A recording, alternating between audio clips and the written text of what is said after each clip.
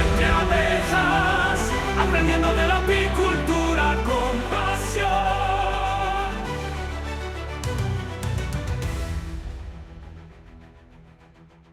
Bienvenidos. Hoy nos embarcamos en una exploración, fascinante, la historia de la apicultura. Una actividad que es realmente milenaria, tan antigua como la civilización, pero que, fíjate, no deja de reinventarse. Para guiarnos vamos a usar unos extractos de un texto que se llama Evolución histórica de la apicultura. La idea es entender cómo ha ido cambiando esa relación tan especial entre los humanos y las abejas. Desde esos tiempos en que conseguir miel era, jugársela trepando rocas, hasta las colmenas casi digitales que vemos hoy. ¿Alguien se imagina?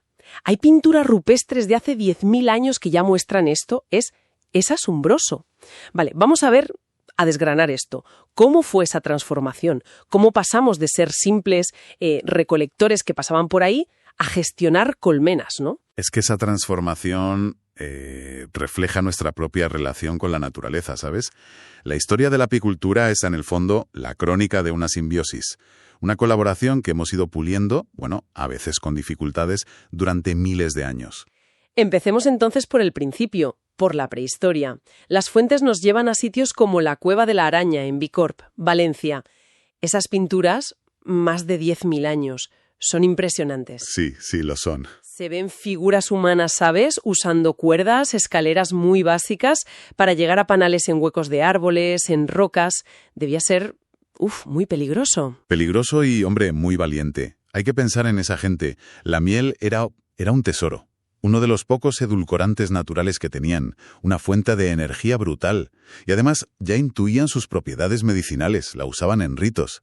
Claro. Y aquí lo interesante de verdad es cómo la necesidad, agudiza el ingenio. Esos primeros humanos, sin quererlo, se volvieron observadores natos.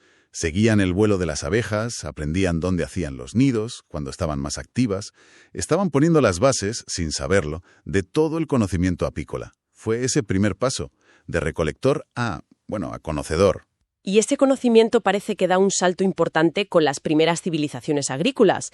Egipto, por ejemplo, sobre el 2500 a.C., es como un punto clave. ¿Podemos decir que fueron los primeros en domesticar abejas?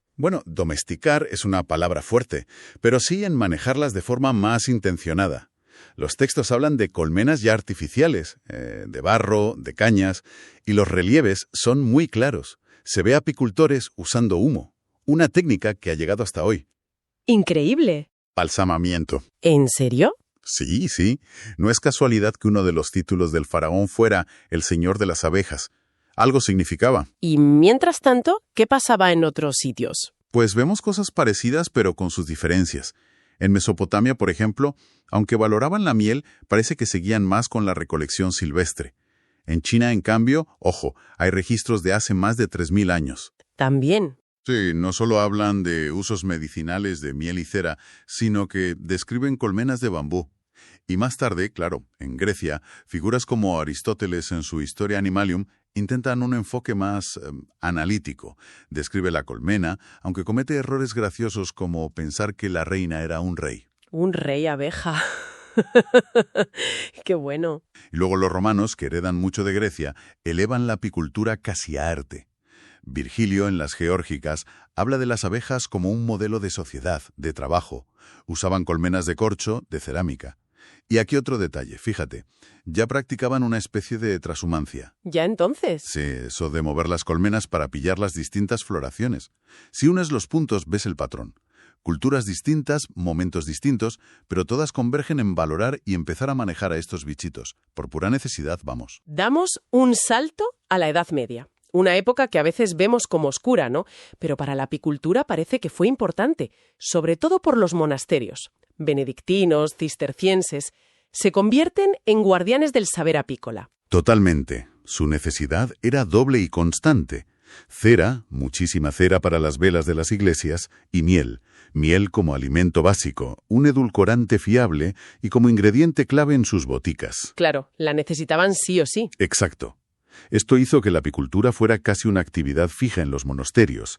Crearon huertos para las abejas, los apiarios. Es curioso pensar que esta necesidad tan estructural, casi religiosa, aseguró que el conocimiento pasara de unos a otros en una época tan movida. Aunque las técnicas en sí lo avanzaron mucho, ¿no? Se habla de colmenas muy rústicas, troncos huecos, cestos de paja, cajas de barro y un manejo que hoy nos parecería, brutal. Para sacar la miel muchas veces mataban a toda la colonia. Era un método extractivo, sí. Muy enfocado al producto inmediato, no a conservar la colonia. Pero, a pesar de eso, los monasterios guardaron ese saber práctico, aunque estuviera mezclado con supersticiones. Y es en esta época cuando el simbolismo de la abeja llega a lo más alto. Símbolo de trabajo, pureza, obediencia, cooperación. Virtudes muy valoradas. Claro, por la Iglesia, por la nobleza. No es raro ver abejas en escudos como símbolo de buen gobierno, de prosperidad. Pero llega el Renacimiento y con él un cambio de chip general que también afecta a las abejas. Se pasa de esa visión más mística o simbólica a una observación más científica, ¿no? Más racional. Exactamente. Gente como Redditch en Italia, Swammerdam en Holanda, Reaumur en Francia. Armados con las primeras lupas, los microscopios primitivos, empiezan a mirar dentro de la colmena de otra manera. Y aquí es donde la cosa se pone de verdad interesante. Llega un descubrimiento que lo cambia todo. El sexo de la reina, que no era un rey. ¡Bingo! Se dan cuenta de que esa figura central no es un rey, como creía Aristóteles, sino una hembra. La única hembra fértil, la que pone todos los huevos. Parece un detalle, ¿verdad? Pues revoluciona cómo se entiende la colonia. Por fin se comprende la función de cada uno. Reina, obreras, que son hembras estériles, y zánganos, los machos. Y supongo que entender esto lleva a cambios en cómo manejarlas. Claro, se empiezan a diseñar las primeras colmenas de observación, con paredes de cristal. Por primera vez se puede estudiar qué pasa dentro sin cargarse la colonia. Es el inicio de una apicultura basada en la ciencia, en la evidencia. Es un ejemplo perfecto de cómo una tecnología, aunque sea simple como una lente, te abre un mundo nuevo de comprensión. Y esa base científica, explota en el siglo XIX. Hablamos de la gran revolución apícola, el momento en que nace la apicultura moderna. Y hay un nombre que suena siempre: Lorenzo Langstroth. Lorenzo Langstroth, sí, un pastor de Estados Unidos en 1851. Su genialidad no fue tanto inventar una caja nueva, sino descubrir y aplicar un principio biológico clave, el famoso paso de abeja o espacio abeja. El espacio abeja. A ver, explícanos eso un poco. Pues Langstroth se fijó mucho en que las abejas, cuando construyen sus panales, siempre dejan un hueco, un espacio libre, de entre 6 y 9 milímetros más o menos para poder moverse. Si el espacio es más grande, tienden a construir más panal para rellenarlo. Y si es más pequeño, lo sellan con propóleo, esa resina que recogen. ¡Qué observador! Mucho. Entonces Langstroth diseñó una colmena con marcos de madera que se podían mover, colgados de forma que la distancia entre cada marco y entre los marcos y las paredes de la caja respectaba justo ese espacio abeja. ¡Qué detalle! ¿Y el impacto de eso? Transformador. Totalmente transformador. Por primera vez el apicultor podía sacar cada panal por separado, sin romperlo, sin molestar demasiado a las abejas. Podía mirar la cría, buscar la reina, ver cuánta miel había, detectar enfermedades pronto, dividir la colonia para hacer nuevas. Vamos, un control total, casi. Exacto. La apicultura pasó de ser algo basado en la experiencia, en la tradición, a ser una ciencia aplicada. Una zootecnia, en realidad. Es increíble cómo una observación tan concreta sobre el espacio que necesita un insecto puede provocar semejante revolución. Eso sí que es aplicar la ciencia. Y ojo, que no fue lo único del 19, Casi al mismo tiempo aparecen el ahumador moderno, que calma a las abejas para manejarlas, el extractor centrífugo, que saca la miel sin romper los panales, así que se pueden reutilizar, los alimentadores artificiales para ayudar en épocas malas. Fue una auténtica explosión de tecnología. Que sentó las bases de lo que vino después. Exacto. Sentó las bases de la apicultura industrial, de la profesionalización. Se crean las primeras asociaciones, revistas especializadas, manuales técnicos. El sector empieza a organizarse de verdad. Y entramos así en el siglo XX.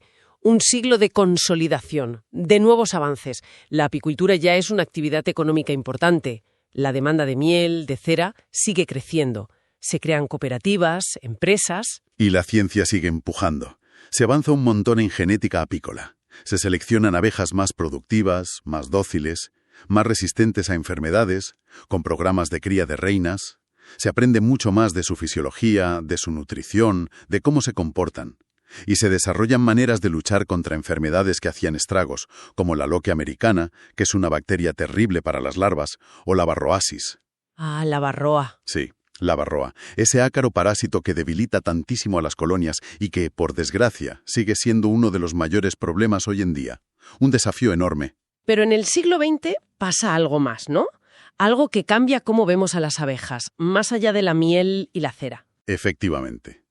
Quizá el cambio de concepto más importante del siglo XX para la apicultura es que se reconoce, sobre todo a partir de mitad de siglo, el papel fundamental, insustituible, de las abejas como polinizadoras. Ah, claro, la polinización. La agricultura intensiva se da cuenta de que la producción de muchísimos cultivos, frutas, hortalizas, semillas, forrajes, depende totalmente de la polinización por insectos. Y las abejas melíferas son, vamos, las reinas de la polinización. Lo que abre una nueva vía de ingresos para los apicultores, supongo. Exacto. Nace el servicio de polinización. Los agricultores pagan a los apicultores para que lleven sus colmenas a las fincas cuando las plantas están en flor. La apicultura se vuelve valiosa por partida doble, por sus productos y por el servicio que da a la agricultura. Tiene sentido. Y esto impulsa todavía más la profesionalización, la expansión y la tecnología. Aparecen cosas como básculas conectadas bajo las colmenas para saber cuánto néctar entra, sensores de temperatura, de humedad. Y con todo eso llegamos al siglo XXI, un siglo que, se presenta con retos gigantes para las abejas y los apicultores. El cambio climático que descoloca las floraciones, los pesticidas, la pérdida de hábitats, la varroa que no da tregua, nuevas enfermedades. A veces el panorama parece complicado. Y lo es, no hay que negarlo. Las poblaciones de abejas y otros polinizadores están bajando de forma preocupante en muchas partes. Pero, a la vez, todos estos problemas están haciendo que la gente, y también los políticos, se den cuenta de lo vitales que son las abejas. Hay más conciencia. Mucha más. Y eso abre puertas. Al apicultor se le empieza a ver no solo como alguien que produce miel, sino como un guardián del medio ambiente, como una pieza clave para conservar la biodiversidad. ¿Y cómo se refleja eso en la apicultura de hoy? Pues vemos una tendencia clara hacia una apicultura más sostenible, más respetuosa, a menudo con sellos ecológicos. Pero, curiosamente, esto no va en contra de la tecnología, Al revés. Hoy se está innovando muchísimo en lo que llaman apicultura de precisión. Sensores que vigilan la salud de la colmena, sonido, temperatura, humedad, peso, casi en directo, y te mandan avisos al móvil.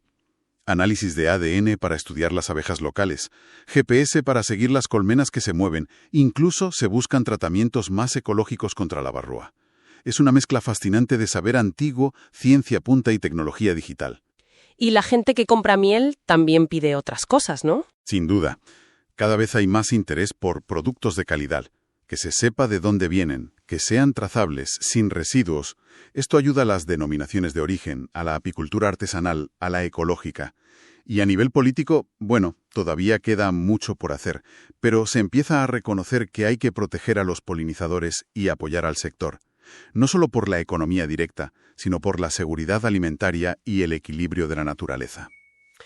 La verdad es que ha sido un viaje increíble. Desde esa figura anónima pintada en una cueva, jugándose el tipo por un panal, hasta el apicultor de hoy mirando datos en una tablet.